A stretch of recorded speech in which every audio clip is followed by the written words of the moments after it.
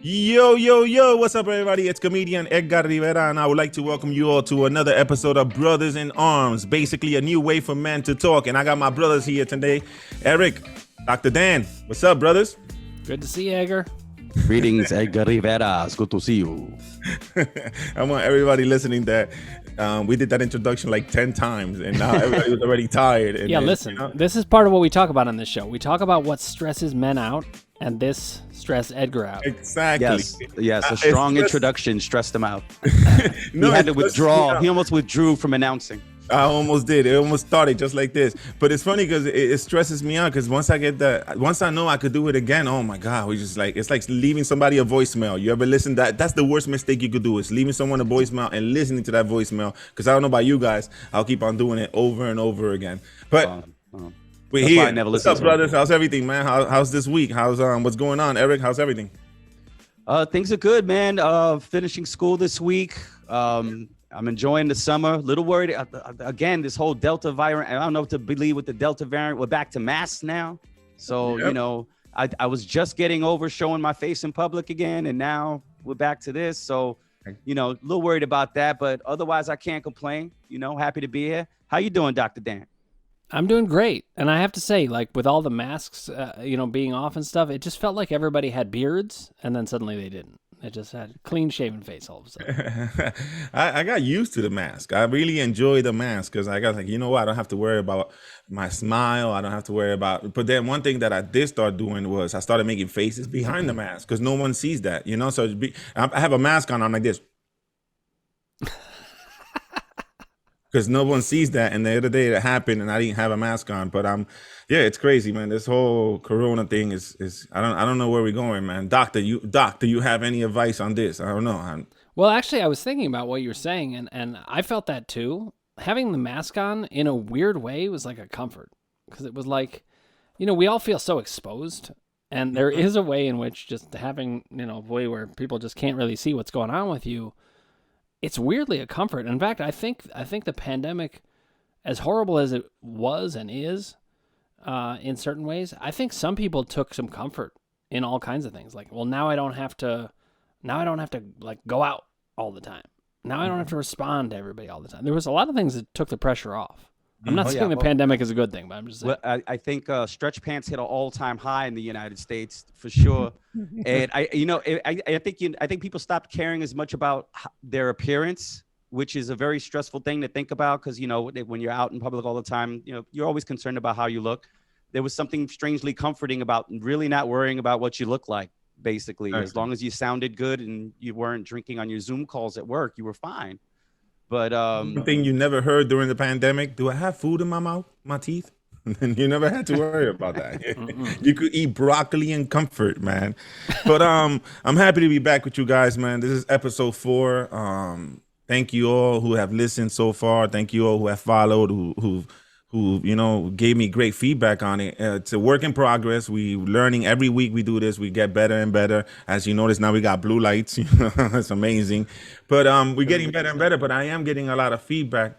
And I wanted to take this time, Dr. Dan, because like we said in the last episode, people want to know your kind of work and everything else. And I've gotten a few questions on viewers who are, just have questions, and I got a good question the other day, and I wanted to bring up this question to you now so we could get right off the bat, right?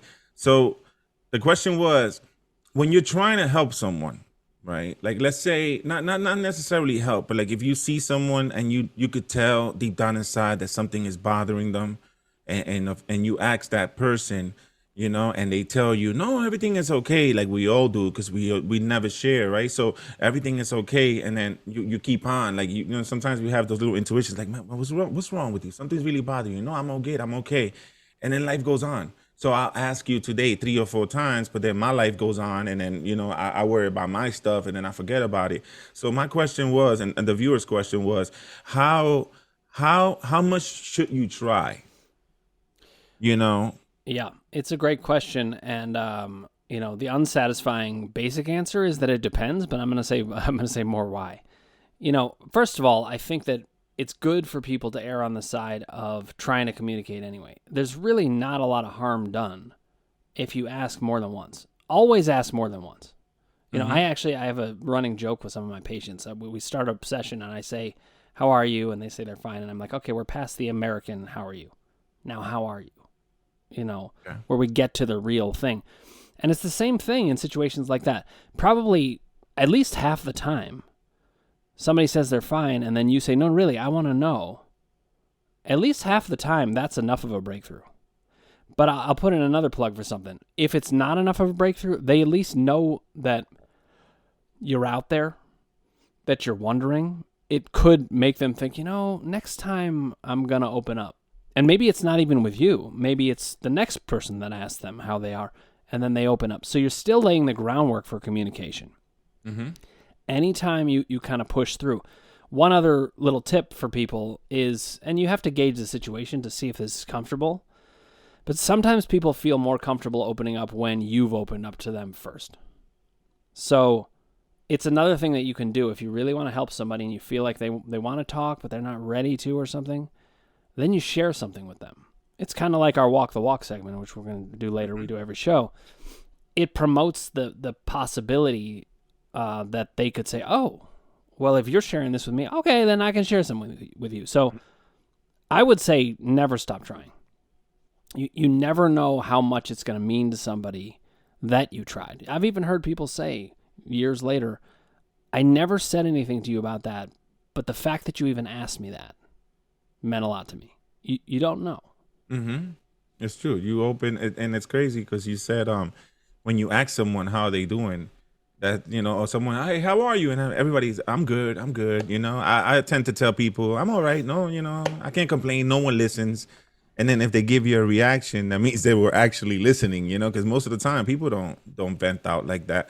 But see, my concern is for the people who feel like there's really something going on, but at the end of the day, we're all human. We all got issues. We all got our lives. We all got our problems. You know what I'm saying? So like if I'm worried about Eric today, and I'm like, Eric, you okay? Eric, you okay? You okay? And then I my fear is I fade away into my own reality, and then, you know, like, how often should you check up on this person if you're feeling that way? You know, is there another, like you said, it's good to come out first and open that, you know, build that bridge where I'll tell you something, and then hopefully in return you tell me something. And whoever's listening, just because you share something and they don't share something with you back doesn't mean that they don't care about you. Maybe they're not ready, but it's like Dr. Dan says, you're already building that bridge.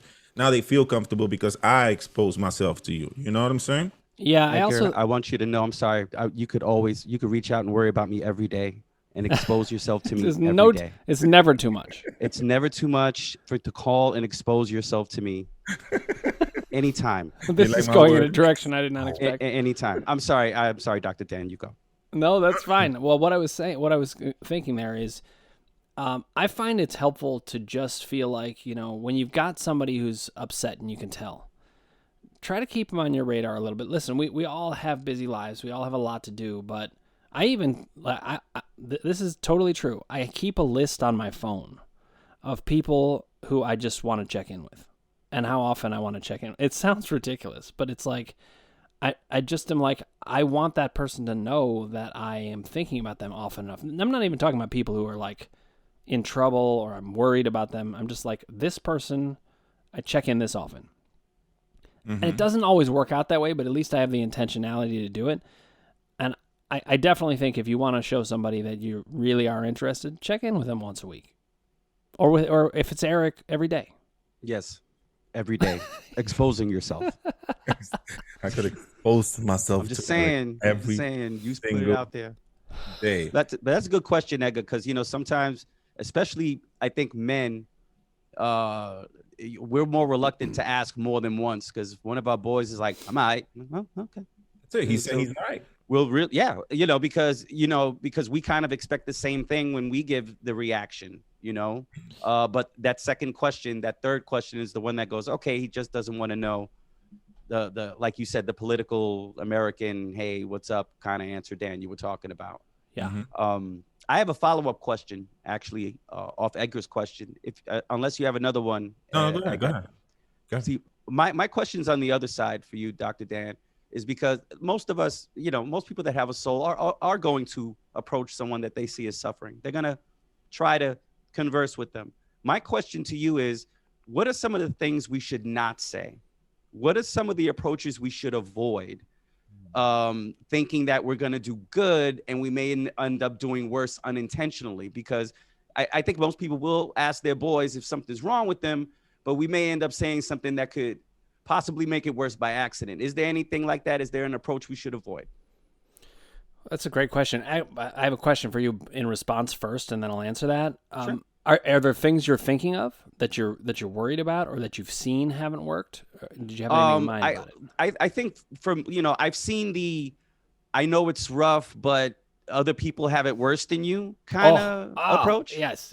Okay. And I'm like, well, really, thank you. That doesn't seem to work, but it seems to be a lot more common now, especially since everyone across the board in the entire globe is dealing with some kind of loss on some level. No one is in the past year and a half hasn't had some kind of loss, whether it's financial, emotional, whatever. So it's easy. I could see how it's easy for people to say, look, a lot of people have it rough, but I just don't think that makes that person feel better, and it kind of minimizes their feelings. No, it makes it significantly worse, because it a big thing that people struggle with when they're not feeling good is they're being entitled to feel bad, to have a hard time. And, we talk about like first world problems, or we talk about, having perspective. I was just talking to somebody about this recently, and I'm going to steal it from her, but I'm giving her credit. It's not really for me. She said, you know what? We need perspective, but we also need to be, to have self-compassion. You got to have both. And I think you want to err on the side of, let's put perspective away for a little bit. We don't need perspective every single moment. Like if we lose perspective and we're always in our own problems, that's a problem. But really what we need is a lot of self-compassion. If you are thinking, I wonder if this person's okay, and this is a hard thing to say, but I really believe it. Nobody's okay. Almost all the time, nobody's okay. In fact, if somebody's truly okay, you're going to hear about it, because it's a different thing. They'll talk about that. So I would go from the assumption that everybody is facing a hard battle. That Plato quote that I talked about. Everyone is facing a hard battle, and you do not want to take it out of their personal zone and say, everybody's got it hard, or, here's some perspective. Nobody needs a lesson. And nobody asked you to give a lesson. Exactly. Listen. Have the focus be listening and not talking. Mm-hmm.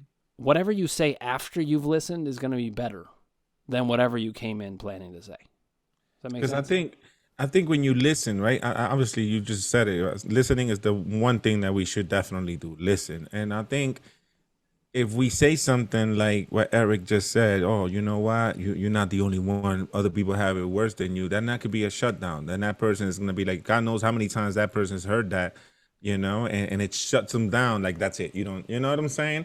Yeah. Like, for example, I'll use my son. I have a son. I have a 27-year-old son. We don't see eye to eye half the time. But I feel like sometimes when I talk to him about something, it sounds like a lecture. And automatically triggers him off. Now he doesn't want to hear it to dad. He doesn't want to hear that, So I feel like sometimes we got to see what triggers people off when we're trying to help them, what not to say. Not everybody's the same, you know what I'm saying? That comment, someone might have it rough than you. That might help some people. It's, we are all different. But most of the time, we got to find those little triggers and not sound like we're lecturing them. You know what else you can do is pay attention. It's okay to say things and make mistakes. Don't be afraid to make the mistakes. It's better to say something and make a mistake. But watch. If you see the person shut down, then you can be like, oh, hold on. I realized something. That helps some people, but maybe it wouldn't help you. Yeah. So pay attention to the shutdown. It's actually, you guys are comedians. It's the same thing with improv. Like, first rule of improv is you always say yes. If you see somebody get shut down and you want to make it funny again, you got to open it back up again. So go ahead back and get back in there. You got to read the way, crowd. Edgar, I don't care if you gave your lesson. I don't give you if you put on a TED talk that was prepared by Jeff Bezos himself. your son would still say, I'm not listening. Okay. let's just put this, because you can't compare talking. He'll shut it down regardless. You can have a TED talk with dances and it all makes sense. And you got charts, and he's going to be like, shut up, Dad. But it sounds like this. Shut up. It sounds like you're lecturing me. So exactly. And it's crazy. This could be a whole different topic for another episode on what parents have, like, the way to deal with your kids nowadays. Nowadays everybody's like so touchy. And with my son, I realized that the day that I call him and I treat him like my best friend, hey, what's up, bro? How you doing? And I talk to him and boom, the best. But I really see as a father with him, I see how I could trigger it just by saying one word or one question. And then half the time when we're trying to help people out, we do sound like we're lecturing.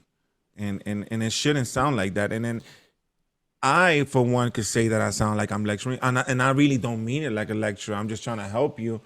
But, that's when I realized how you can't help everyone the same way. You have to learn to adapt. Yeah, but listen, here's another thing. If you do have a lecture, and it's okay. Sometimes people actually need those.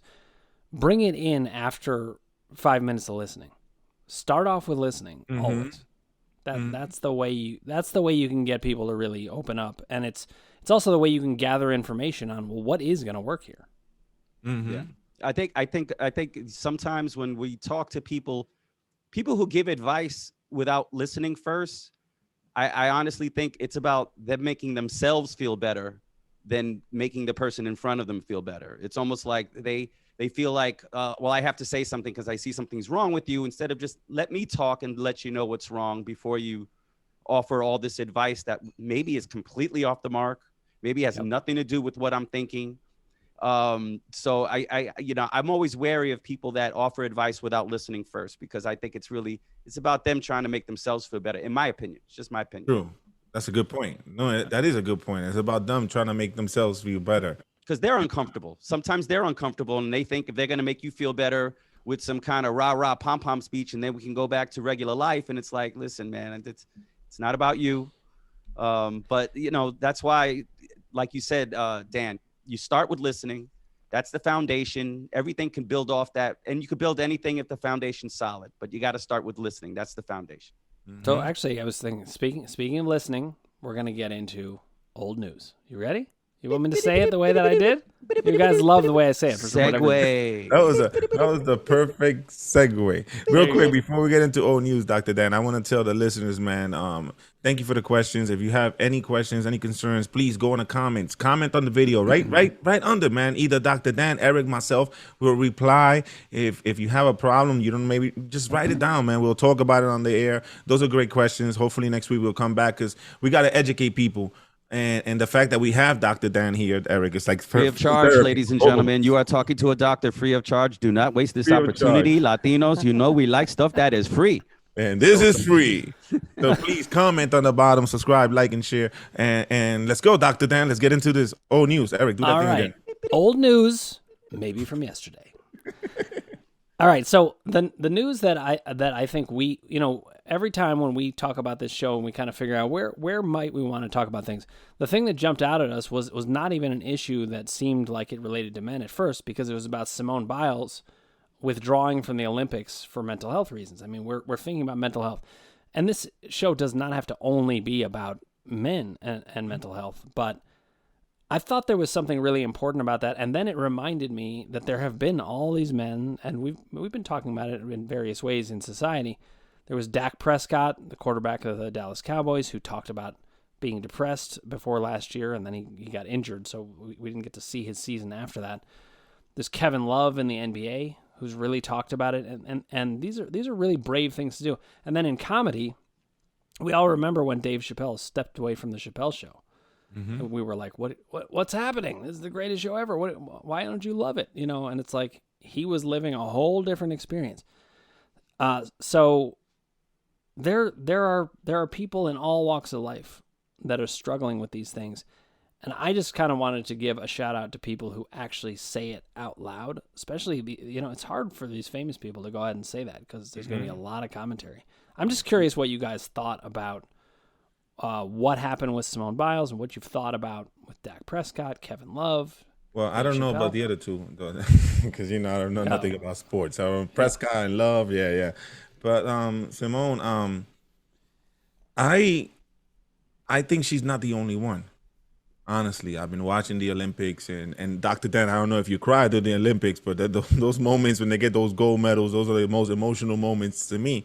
But I think she's not the only one. So when we talked about this and we brought her up, right, I got to give her the courage for actually stepping forward and doing it, because I'm thinking about all the men who probably feel like that, the same way she feels, but they're afraid to step forward and they're afraid to cross that line and seem like you're giving up when deep down inside we're just having issues.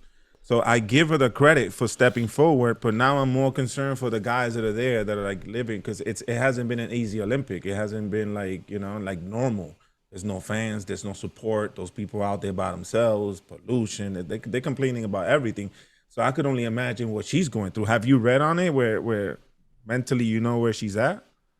I really haven't. I have not gotten to read that much. I'm just running from one thing to the next, so it's sometimes hard to get the information. But I think mostly what I'm hearing about is what the response is to it. And it's so interesting because people are like responding one way or another as if that matters at all. What really matters is what's happening for her. Well, I think the response, I think she's been a lot more defended. I think people are becoming more and more open-minded about what mental health is and mental wellness is. And it's not that she's ill. She just wasn't in the right place. I mean, literally Simone Biles said she forgot how to twist. She got the twisties. Okay. That's like the yips. If you can't throw a ball, but she can't twist her legs. If you think of the complexity of gymnastics. So, and also give Naomi Osaka a little credit for, I think, even putting this on the forefront in sports, even before the Olympics, when she backed out of it, I believe it was Wimbledon, if I'm not mistaken. I think so. And because she was dealing with her own like, issues. sure, whatever. Right. That's a question I'll ask you next time to break the mold. But but to shift it back to the male athletes that have come before them, because I actually think the reaction has been mixed. You're right, Dr. Dan, but people are coming down on the people that have been reacting negatively, saying you got to push through it. People have been backing her up in a way that I think you didn't see previously. Like you're seeing like a rallying. They're actually saying how brave she is and you can't fill her shoes and how could you know how she feels kind of reaction, which I'm actually happy to see, because that means at least people are acknowledging that this is an issue. I think it's harder just as a male in a male-dominated sport. Like you said, Kevin Love, like you said, Dak Prescott, DeMar DeRozan is another one. He doesn't get as much credit. He's a basketball player who came out quite frankly about depression. And because of him, there is now at least one mental health professional on every NBA team, some kind of counselor, some kind of therapist before the 2019-2020 season, if I'm not mistaken. So there have been athletes that have come out. My thing is, we've had these like T-Pain, a rapper, came out and talked about he was living with depression for 4 years because someone ragged on his music. So, so we're having these prominent athletes and men who live in an urban society and hip hop, who you would think if they're coming out and talking about it, why isn't it still more open to talk about it? When you have Ryan Reynolds comes clean about his depression, he's Deadpool. We can't talk about depression and Deadpool can. You know what I mean? So what is the wall? I mean, that to me is the curious part, because we've had these men talk about this and it's still not as common as it should be. What do we need to do to get there? So, I was thinking about that as you were talking, and my answer might surprise you because it's not a very psychological one, actually. It is good, because I'm not smart. It needs to be all right. Well, then then you'll like this one. It's a totally practical one. You have to just keep talking.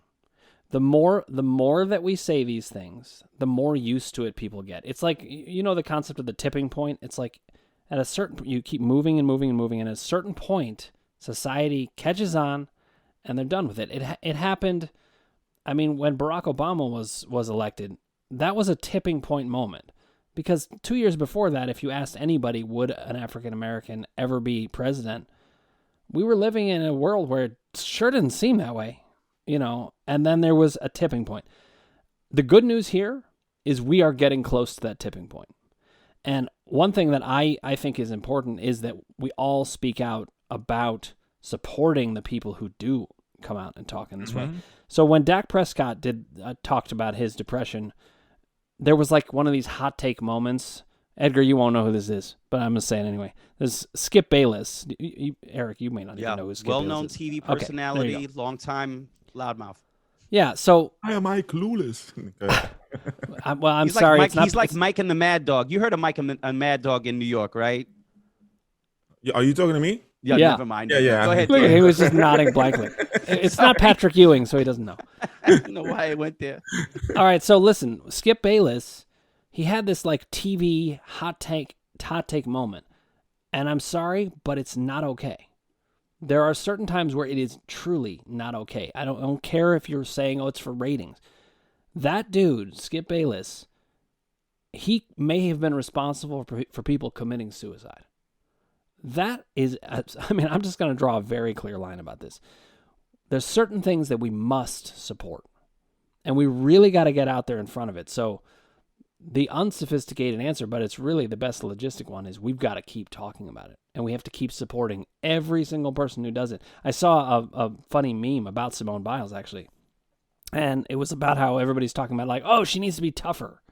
And they described how this is a woman who, like, won a gold medal with, like, 3 broken toes, and, like, you know, like, toughness is not the question with Simone Biles. Mm-hmm. And we have to keep making sure that we keep the argument from getting framed in a given direction, and just keep focusing on the fact that everybody struggles with this stuff. Literally everybody. And you're not the only one. I for one could say that I suffer from depression. You know, I could tell you guys clearly, I know I suffer from depression. I know there's days that I don't want to do nothing. I don't feel it. I don't, you know, and I gotta, like, it's like a constant battle with myself.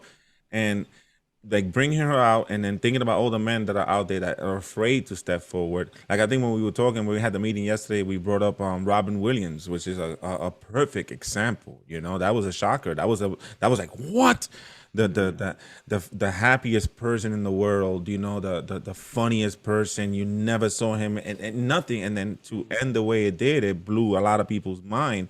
And then what I think about is, what was he going through? You know what I'm saying? What was he going through that we didn't know, and how good he was hiding it? Well, I'm curious about this because you guys are both comedians, so you may have picked up on certain things. Like, I mean, people even say that comedians carry a lot of, like, depression inside them. Mm-hmm. No, we do, yeah. And I think we do. We all do. And so do therapists, by the way. I've had plenty. Of course, I mean, you know, to absorb all the stuff you got to absorb, how could it not affect you?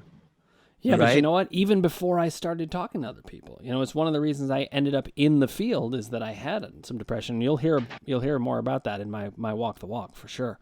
Mm-hmm. But you know, I'm curious what your take was when you watched Robin Williams, because to me, there were times where he was enjoying himself, and you could tell it, and then there were other times to me where it looked like he felt the pressure to be Robin Williams, to always be funny, and just carry it and carry it and carry it. Well, I think I loved Robin Williams since Mork and Mindy. I'm dating myself with this, but good. I've loved Robin Williams since the first day when he guest starred on Happy Days. If you really want to throw it real back, that's when he was first on television. He made Fonzie freeze. That's right, I'm that old, ladies and gentlemen. Nanu. I did see, when I saw his comedy specials in the 70s and the 80s, and then I looked at his last couple of comedy specials. You could tell, obviously, he was older, but I don't know. To me, he still brought the spark. To me, the one I saw that looked more tortured was more like Chris Farley. Looked more like someone that was on a downward spiral. I didn't see Robin Williams, in my opinion. I didn't see any downward spiral to Robin Williams. I mean, I know he had some bouts with alcoholism, but I always saw him as just this energetic, just making everyone laugh. Everyone loves him. That's why I was so surprised that, you know, he took his own life. I know he was dealing with a severe illness that was going to debilitate him. And I am not taking anything away from that. But you would just think that someone that has brought so much joy and you know, and it's hard, you know, it's hard to make people laugh. And maybe sometimes, I don't know, as a comedian, you use so much energy to make people laugh. Maybe people don't even take your pain seriously because you're a comedian. You know, sometimes when I'll tell somebody I'm going through something, they'll be like, man, I don't know if you're joking or not. I'm like, really? The tears aren't giving it away? You know what I'm saying? Really, I got to tell you I'm not joking. And I mean, it's really hard because no one takes comedians seriously because we're always funny. And we're wired, the way we're wired is if there's someone around us, we have to try to make them laugh. We can't just blend in a room. Comedians always, it's something about our need to express ourselves. But maybe that's why we can't express honest emotion. Edgar, what do you think? Because people just expect us to be funny. I think we're really good at hiding our everything. You know, I don't know about you. When I hit the stage, it's like I told you, Doctor, that I'm in the now. When I'm in that stage, I'm in that present moment. Nothing else matter in life but making these people laugh. So when I heard about Robin Williams, it shocked me, and at the same time, it scared me a little because I'm that same person. I'm a comedian. I'm funny. I get on stage. I joke around. I make people laugh. Oh, you're joking. Oh my God. You know, you're always joking. But then there's days that I don't want to do it. There's days that I know that I'm hiding. That these people don't know the real me, and that's what he lived with, and he was good hiding it. He was really, really good hiding it, and the point and the purpose of this whole show is letting people know that, okay, you could hide it and get away with it, but eventually look how it turned out for him, and that's the sad part, you know. And I'm pretty sure it doesn't matter how much money you make, it don't matter how much fame you got, it don't matter how many followers you got on social media, none of that shit matters, because at the end of the day, look at him, he had it all. He was a movie star, comedian, money, he had everything. He could have reached out, he could have gotten the best help in the world and paid for it. Let me offer an alternative viewpoint, though, that might be helpful to just kind of think about for people. Because I think that Robin Williams, when he was being funny, I don't actually think he was just hiding. I think he was in flow. He was feeling good a lot of the time, genuinely. He just also is this person who struggled a lot, and especially when he wasn't in that flow. And in fact, if you see him in his more serious roles, he's really good. In Good Will Hunting or Dead Poet Society. Fisher King. Fisher King, love it. There is a deep sadness in him that you can see. And I just wanted to put a plug in for the fact that we're all both. It's not one or the other. Mm-hmm. You know? I just think it's important to see that we're both. Mm-hmm.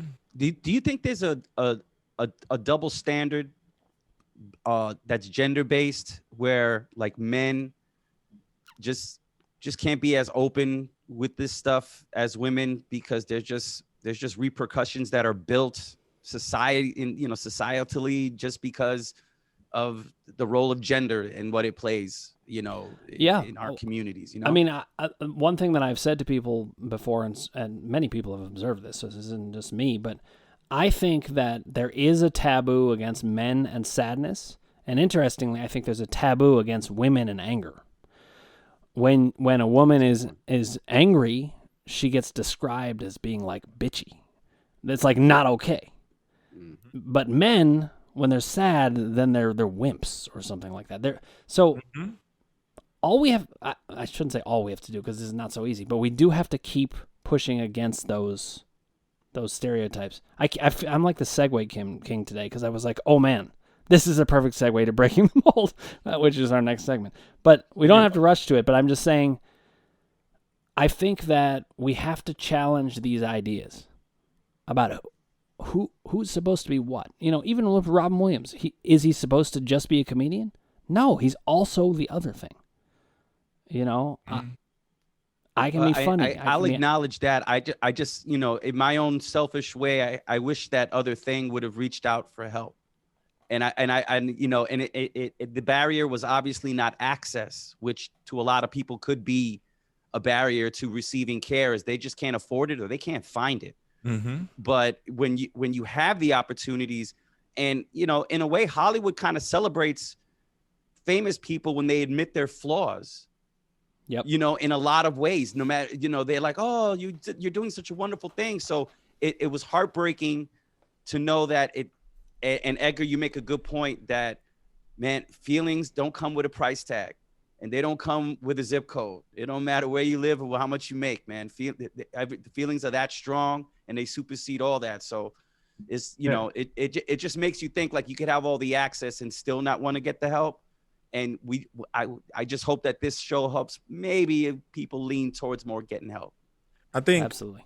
I think it has a lot to do with Hollywood too. When you're in that spotlight, you're in that spotlight. You say you want to please everyone. You want everybody to like you. So I think that, especially when you're in this business, it's like why you hide yourself so much as a man. They probably don't hear the truth much either. I mean, if you're surrounded by yes people exactly. who only want to keep you making money, they're probably not going to care about your well-being. I mean, you could be Britney Spears' dad. Just keep him in a conservatory.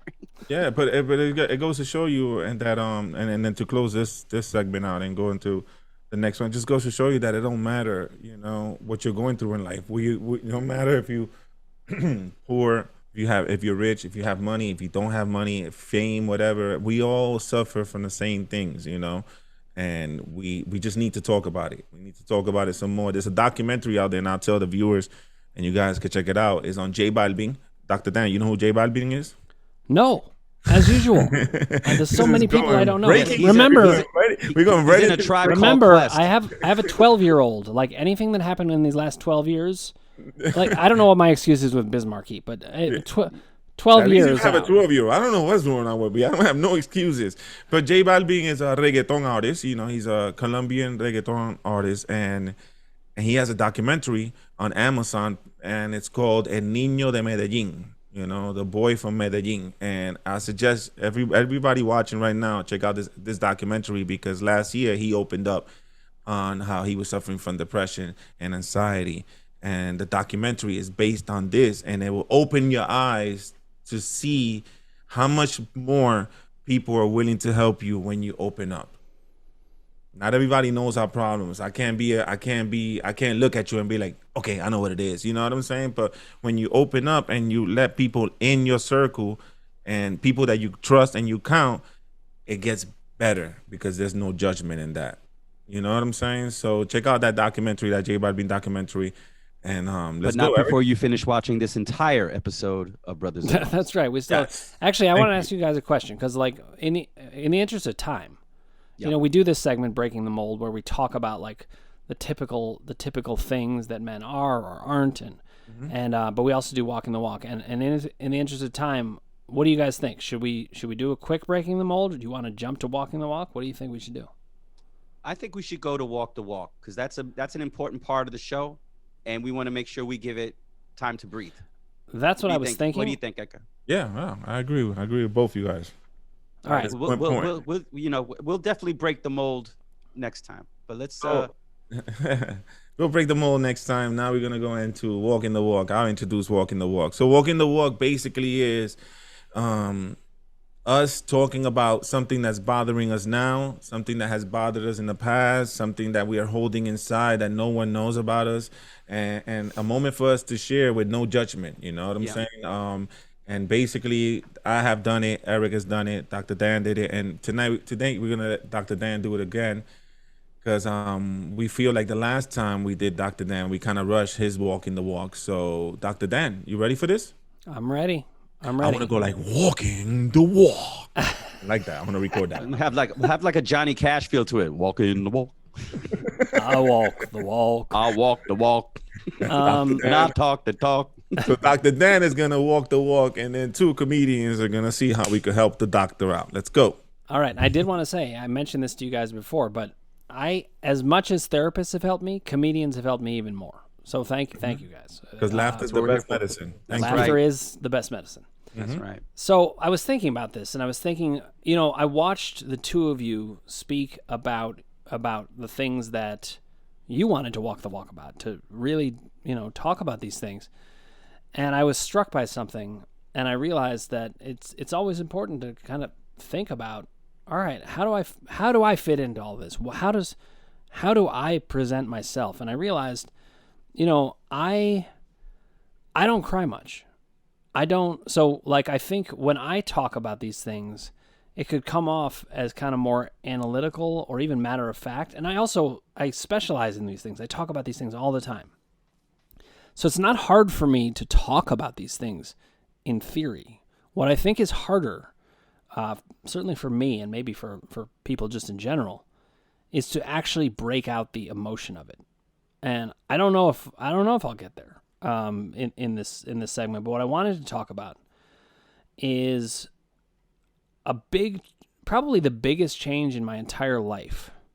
This will not surprise you in theory, but I want to talk about the specifics, is when I had my first kid. And everybody talks about how it changes people and how it's a big deal, and of course it is, and our kids mean so much to us. But I went through a particular thing that I wouldn't guess is typical. I almost hope it's not typical, because it was kind of a hard experience looking back on it. So here's the thing. When I had my first kid, and I felt this again with my second kid, but the first kid was the first time that I felt it.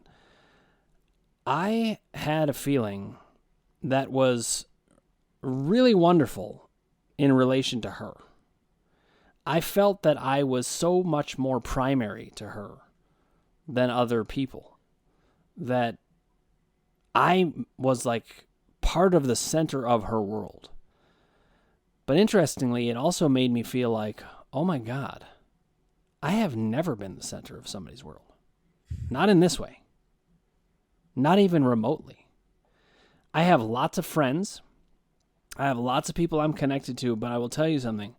I have lived most of my life building relationships that were really about, at least from my end, me taking care of the other people.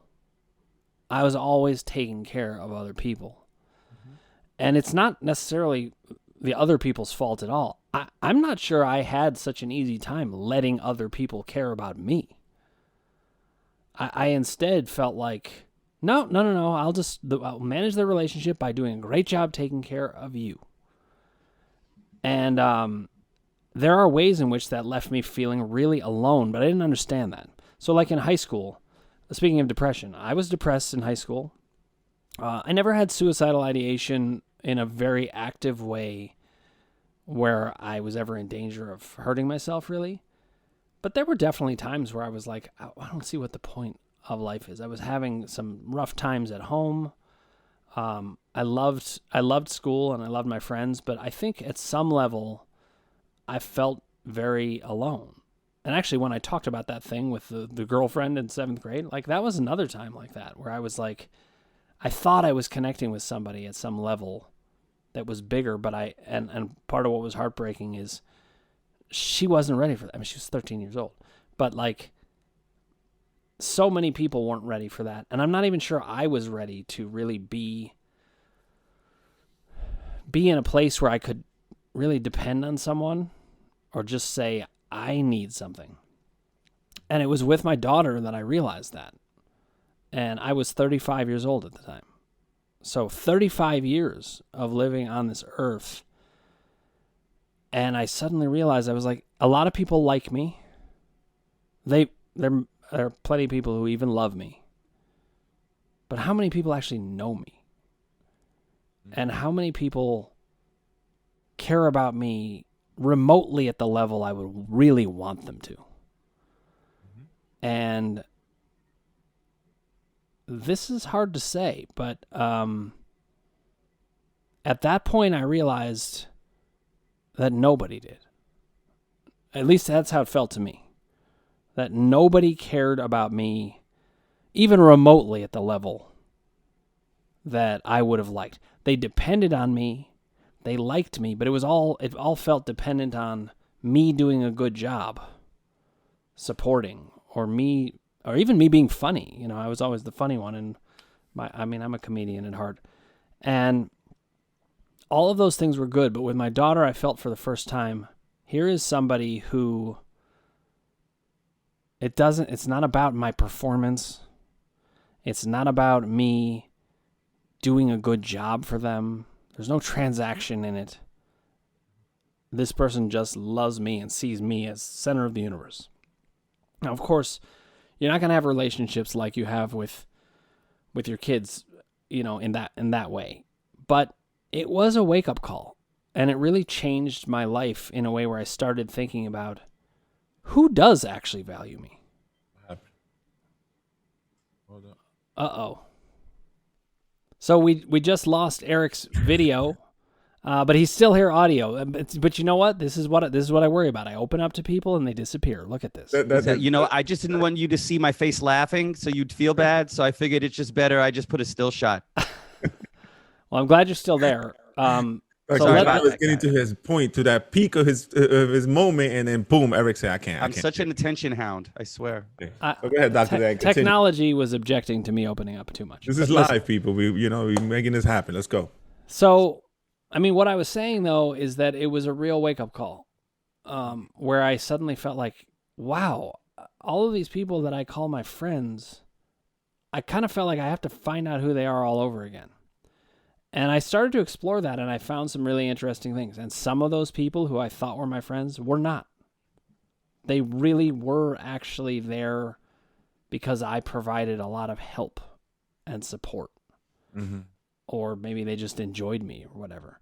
But increasingly, because of this experience with my daughter, and then it happened again with my second daughter, where I was like, well, that was no fluke. This is real. Yeah. I just feel like I don't have time for people who are not going to value me. And I don't mean that to sound selfish, because I still go on valuing other people, but I've decided to place my value on people who I think are deserve it. And I don't mean just deserve it because they care about me, but also deserve it because they're good people. And so, but it has to be mutual. And I was kind of blown away by that. And even though I'm not showing a lot of emotion about it, I don't know if it's just because it's very matter of fact to me, but it was very painful. Now, do you think, all right, I mean, do you think it had to do with the fact that, what happened to you at the age of 13, how you've always been the helper, like I feel the same way where I feel like I'm always helping people, but then do you think it was you building a wall where no one needed to help you? It started much earlier than that, because I was born into a family where my father passed away when I was 6 weeks old. My mother was naturally pretty depressed during that time. My brother was having a big response to it. I think that I, in some ways, had been shut off from the world at a certain level my whole life. Up into that. So I think what you're saying is true. I'm just saying it started earlier. It started earlier.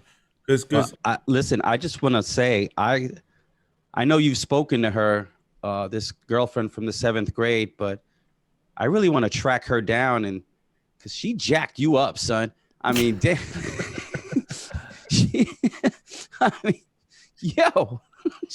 this girl did you bad. Eric is funnier when we can't see him.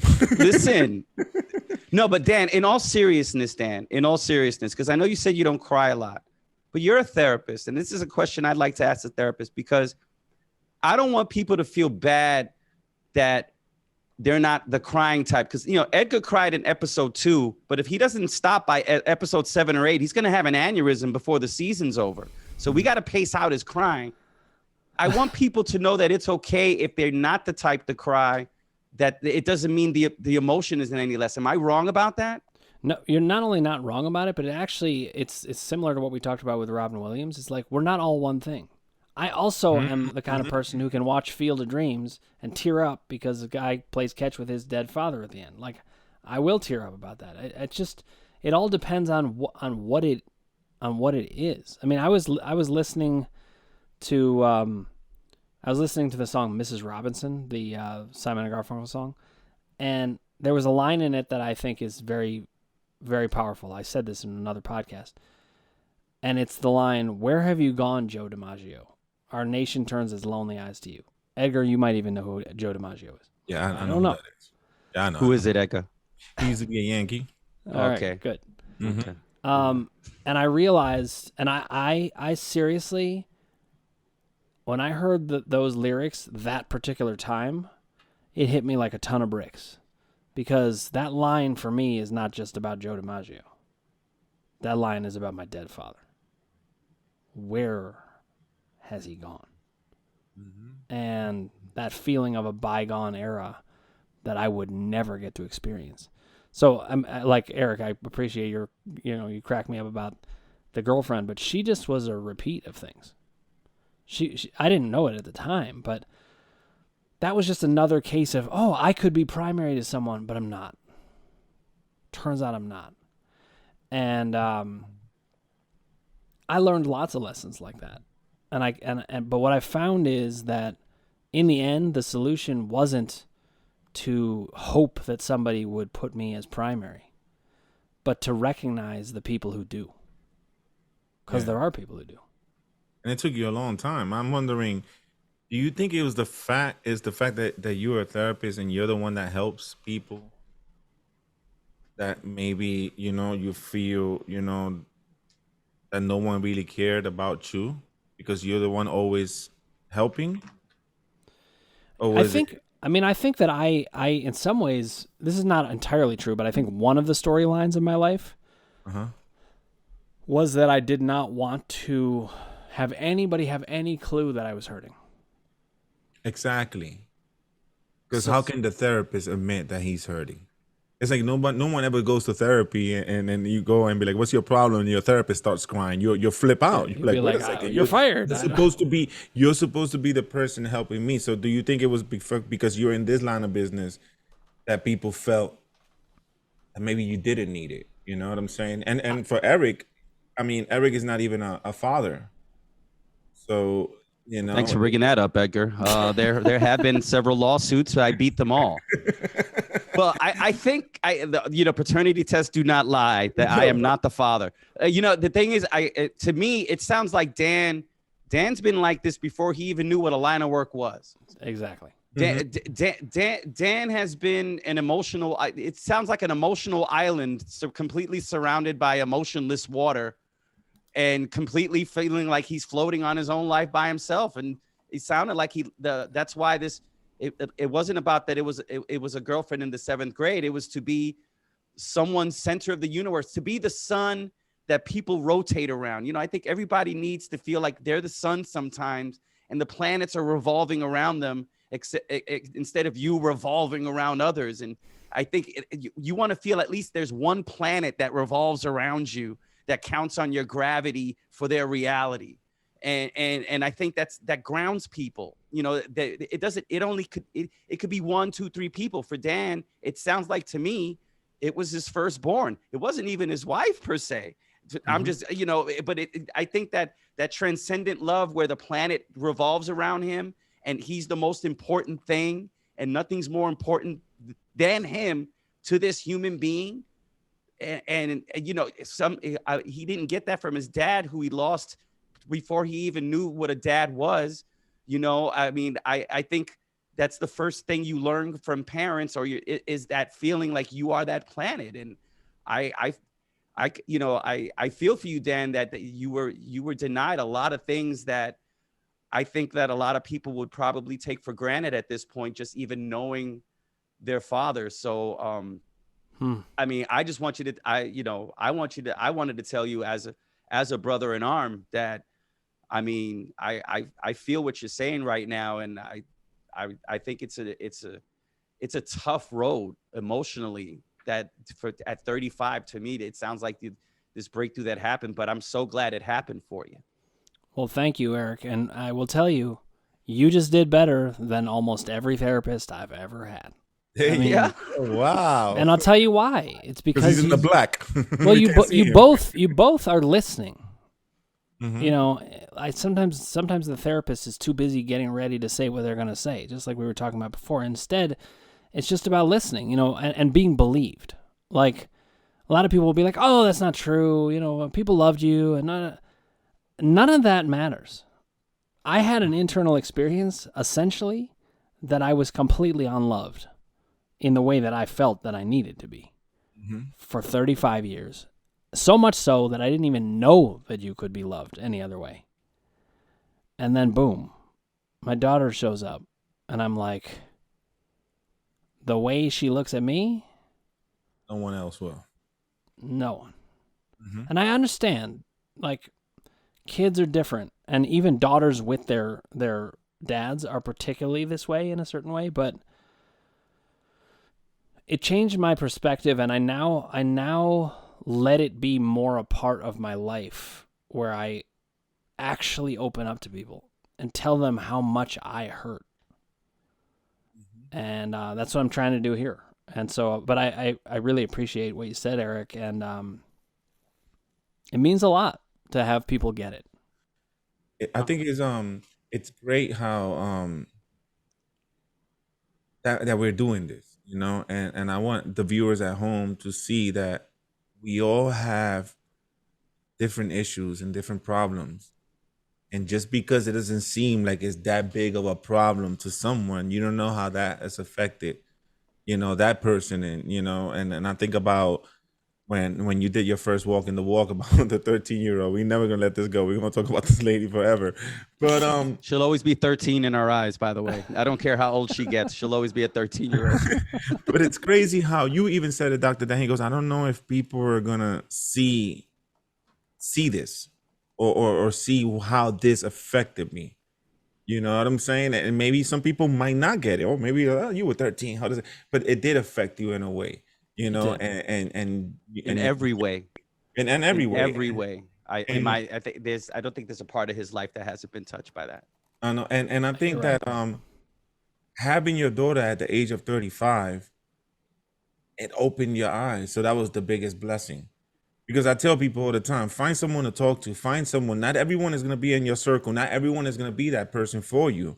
Not for you to let them go and not see them any less, but like you got to find that person. So having your daughter made you realize, okay, you know what? Let me reevaluate my friends list, which we should all do. We should all do. Because not, you know, I remember my mother used to say in Spanish, un amigo es un peso en el bolsillo, meaning a friend is just a dollar in your pocket. The day you have that dollar, he's there. The day you don't, he's not there. My mom always told me that, you know. So when I say this is my best friend, dude, this is my best friend. Because not everyone is a friend. We have acquaintances. But the fact that you learned that at the age of 35 is a blessing. And thank you for sharing that story with us. And you know, walking the walk, maybe walking the walk. Yeah. Well, thank you for walking the walk. Before we go, I know we can't see Eric because, you know, I look much better this way, by the way. This is a much better look for me. You know, and it's also, crazy, Eric. I can still see your big eyes, even though we can't see you. It's like a Cesare cat. but to recap before we get out of here, and next week, Dr. Dan, we'll recap about this week's walking the walk. But I want to talk about Eric's walking the walk last week before we leave, because I want Eric to share with us, how did that make you feel to finally share something that most people don't know? You know, how did you feel after your walking the walk last week, Eric? Actually, more comfortable in my own skin, even though I wasn't terribly uncomfortable before talking about it. But talking about it just kind of, it made it more real, and it also made me more at peace. Because once something is out there, you're at peace with it. It's not something that it's hanging over your shoulder, or it's in your head, or you wonder if you'll be judged by it. You're just like, you know what? I put this out in the universe because this is who I am. And it didn't transform my life in any way, shape, or form. But what it did do was give me a little more pep in my step and just a little more peace in my mind, because I felt like I'd really gotten comfortable about an uncomfortable part of my life. And I think, and being comfortable with it now and understanding it, it'll help me avoid to repeat it, because now I kind of know what it is, and I could see the warning signs before it really takes over. So I just think that, I just think it just made me feel a little more comfortable about myself, and I can't explain why. Maybe it's just because the truth is the truth, and the truth always feels good. Well, I did want to say, I was blown away by you both in what you talked about and how you talked about it. And I did want to say something like, we're planning to do lots of these shows together. And over time, we're going to come to get close. I know you two are already close, but it means this show means something, not just in what we talk about, but in how it actually plays out. And I know we will continue to get closer and closer. Having these conversations, hearing you guys be empathic to me about my deep suffering, because this is not the last time I'll talk about it, I promise you. It means a lot. So thank you both. Oh no, thank you, man. Thank you for being here, man. I mean, I think this is great. You know, Eric, going back to you, I mean, it made you feel more comfortable, like you said, but I think it just opens that door, Dr. Dan. You know, you correct me if I'm wrong, but I think it just, like, once you open up to someone, it's not going to make us feel great. The problems are not going to go away. We don't do magic, you know, but I feel like once we vent out a little, now the next time you have to do it, you won't hesitate just as much, you know? Agreed. So it's just a work in progress with little baby steps. You know, I go walking every weekend, one step in front of the other. That's what I keep telling myself, one step. And that's exactly what we got to see from this, you know? We're walking the walk. We're showing you the example. We're not up here just saying men need to talk. We're up here, you know, opening up ourselves to hopefully inspire other men to say, you know what? Maybe I could call my boy. And that's right, guys. Call your boys, call your friend, call an uncle, call anybody. But if you got something to say, something on your chest, get it out there, fellas. Get it out there. Because that's all we could do, man. I would like to thank both of you brothers for being a part of this. Thank you, Greg, in the background. Remember, man, like, comment. And I want you guys, it's crazy because I feel like most of the viewers that we've gotten so far are women. And it's interesting, you know, and I did this podcast. I feel like, you know, I'm going to do it. And I wanted to, like, dedicate it to men and let men see it. But I'm realizing that we're having more female viewers. So thank you for tuning in, because they love some Dr. Dan. I think it's all because of Dr. Dan and Eric's picture right now. But Eric's still shot. Yeah, but I want to tell the female listeners, thank you for tuning in. I hope that you pick something up from this. I hope that it makes you understand your man a little bit more. And share it with him. And I hope you share it with someone. I tell everyone, share it. Share it with someone you know. If you know someone is going through something, you never know. Maybe just listening to us and laughing a little and seeing how comfortable we make it seem to just let it out will change someone's life. So please comment, like, share the video, and thank you, brothers, man, for being here with me, man. Always a pleasure. It is a pleasure, guys. So, brothers in arms, yo. Next week, stay tuned. Peace. All right, take care, Dan. Take care, Edgar. You thank too. You. Good seeing you, Eric. No, I can't see you, Eric. Seeing you.